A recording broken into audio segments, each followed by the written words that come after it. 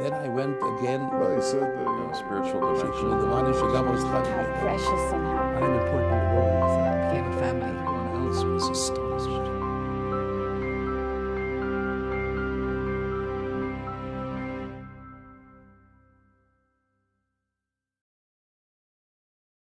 Rabbi Yisroel Gordon's father, Reb Yochanan Gordon, studied at the Tomchei Temimim Yeshiva in Lubavitch, Russia, in the early 1910s. My father used to always tell that when he was in Lubavitch, and he was about a teenager, about 17, 18 years old, they would then make Pesach Seder for all the Bochrim and all the little kids together. And the Bochrim would be appointed, every Bocher would be appointed, those who were older, 16, 17 years old, to be a Mamuneh, to be in charge of those that were younger. My father was then about 17 years old, so he was appointed to be a Mamuneh on 10 youngsters who were about 13, 14 years old. He sat at the head of the table, and they sat around the table. Before the Seder was to begin, the previous Rebbe, who was then the Menahel, the so-called director of the yeshiva, came in to see how the Seder looks. And he saw how they're all seated very nicely. They all stood up and they sat down. And as if somebody told him, he went over to my father's place and picked up his matzah cover. And then they were then used over there two kinds of matzahs. Matzah shmura mishas ktsira, matzah which was watched carefully from the time of harvesting, and matzah shmura mishas tchina, matzah which was watched from the time of having it milled, made into flour.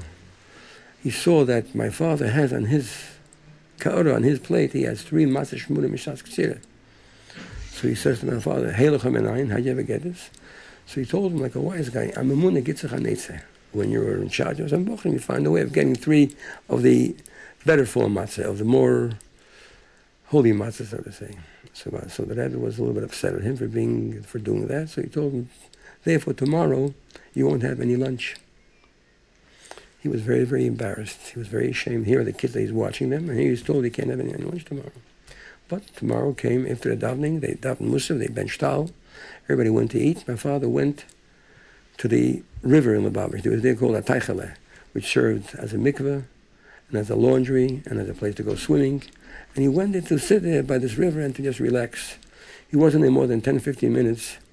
And 2 of his buddies came chasing after him. They were later on very well-known Chassidim. One was Peretz Mochkin, and the other one was Shlomo Chaim Kesselman. And they came calling him by his name. The Rayat, that means the Rebbe, the Frierdiker Rebbe, wants you to come and have lunch. And lunch was ready for him, wine, with fish, and with chicken, whatever he had to eat was all ready for him. What kind of matzahs there were there, I do not know. He never told us either, so I never asked him. So this was sort of a personal matter. But what I learned from this is how to give somebody a punishment. I've been busy for all my life with education on both sides of the desk, facing the teacher and then sitting on the teacher's seat. I learned a very important lesson. If ever you give a child a punishment or something, don't make it an everlasting punishment. Don't make him write 1,000 times, I'm going to be a mensch at all times. Do something sensible to the child. A little thing which makes the child understand what it's all about, and make the child want to not do it again and do only things which are right.